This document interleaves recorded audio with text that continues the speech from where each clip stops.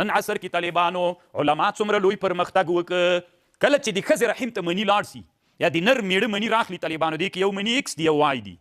مونږ لا تر اوسه څه اوتې بوتې وایو طالبانو فیه ما فیه.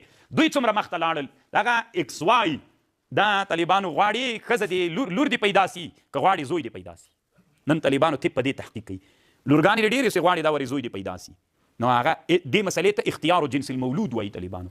دوی په علمي میدان کې منیو کې هماغه که ایکس غواړي که وای غواړي هغه ترتیب درته برابروي که لور غواړي که زوی غواړي.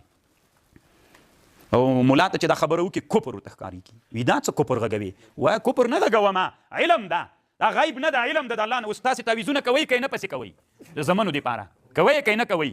نو طالبانو نن معاصره زمانه کې دې مسلې ته اختیار جنس المولود مسئله وي. ایکس غواړي که وای غواړي کم یو بچی غواړي. طالبانو مخکې اختیار جنس المولود جلی غواړي که هلک غواړي. علمي طالبانو نن خبره مخته لاړله. سبحان الله طالبانو الله دې موږ په حال باندې رحم